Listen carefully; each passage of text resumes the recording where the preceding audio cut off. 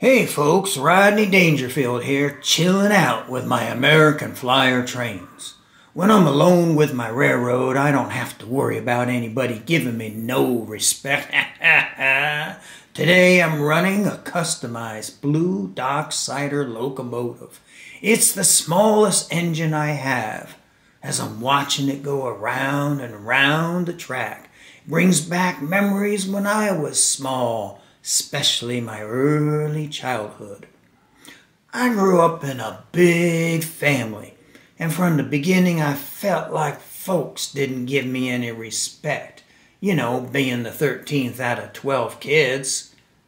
When I was being born, the attendant nurse screamed after seeing me, and the midwife, instead of slapping my butt, took one look at me and slapped the obstetrician in the face.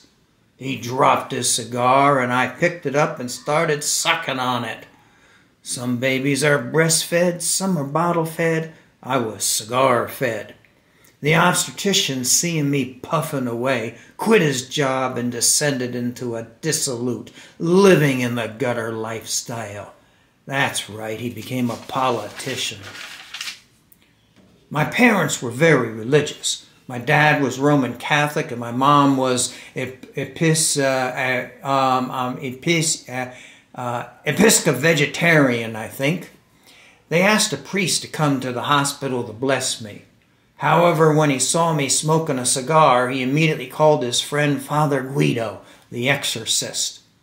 Father Guido also liked Cuban stogies, so we really hit it off. Mom and Dad wanted to get me baptized as soon as possible, so they took me to Niagara Falls. Dad made my crib out of remnants of the barrel they put me in. When I was older, I asked Mom why they took me to Niagara Falls for baptism, and she said, "Well, son, we believe in full immersion baptism." I'm telling you, I just get no respect. When I was a little older, 4, 5, 23, I'm not sure, my dad took me to confession with him. He told me to sit in the pew and wait for him to get done confessing with a priest. I waited and waited and waited. Finally, I saw the priest he went to confession with, and I asked him if my dad was done now. He told me, "Be patient," but I said to him, "Father, I've been sitting here for 3 days." He then said, "Patience is a virtue," and I told him, "Yeah, but it feels more like a vice on my butt right now." Then, realizing the priest was out of the confession booth, I asked him if he knew where my dad was. He said he knew, but he couldn't tell me where he was hiding because he told me during confession, and what's told in confession must be kept confidential. I can't repeat what I told the priest about that. Like I said, I just get no respect. I ran home and told my mom Dad was gone, and she said, "Well, son, I'm going to need help raising you." So she took me to the St. Vincent Lombardi Orphanage and Football Academy. Mom dropped me off at the door and then peeled off on her motorcycle with her beer in her hand.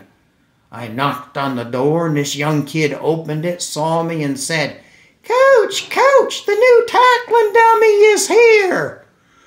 Dang, I just don't get any respect.